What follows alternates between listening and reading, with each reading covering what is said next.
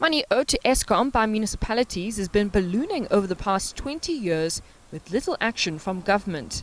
The main source of this debt is the growing culture of non-payment of municipal services. And as a result, many local authorities are failing to achieve their revenue targets. Eskom is the bulk supplier of electricity to the country's municipalities. Now, an alternative solution is urgently needed on how this massive debt can be funded. It's not about the minister who's sitting with a solution to everything. So it's not a panacea. So it's important that we have that engagement with municipalities.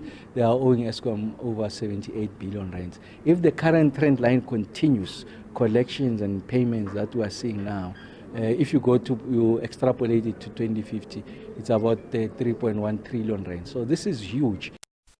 Experts agree that the minister cannot solve this problem alone, which is a symptom of a much larger problem at local government level.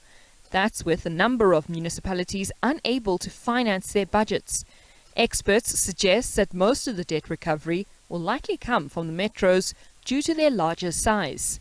Most of municipalities are in areas where industry is low. You don't have economic activity that is able to support the kind of people that are able to reside in that area, the firms that are able to set up in that area. And some of those firms have unfortunately had to pack up and leave into other areas which are perhaps more optimal or more lucrative for them. So the recovery of that debt is still in question, and I think the minister is correct.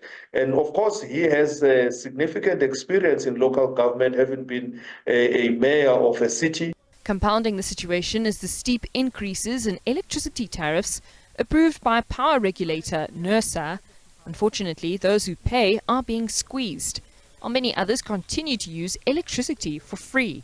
With little punishment meted out against illegal connections, several businesses and households have been found to be accessing the grid illegally. This is often accompanied by high usage. And all authorities can do for now is to implement load reduction by cutting off areas for extended periods to protect the network against overloading. For some local businesses, the unpredictability of these power cuts has been devastating. This Soweto business owner says it's difficult to cope. The money we must pay to get the electricity.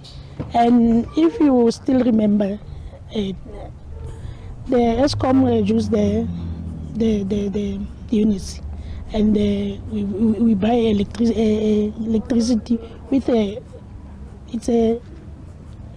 electricity is very expensive now. Others want a flat rate to be implemented to ensure certainty on electricity prices. For example, if we say 100 rands, then they can put that amount. Now we are saying prepaid, the only thing it does, it monitors and controls the supply, meaning if I don't pay the 200, it cuts off. Therefore, there's no continuity. The poverty raises. Eskom says it cannot afford a debt write-off for municipalities that owe it 78 billion rand. The ministry says the sustainable solution to the municipal debt will be a key focus over the next few years. SABC News.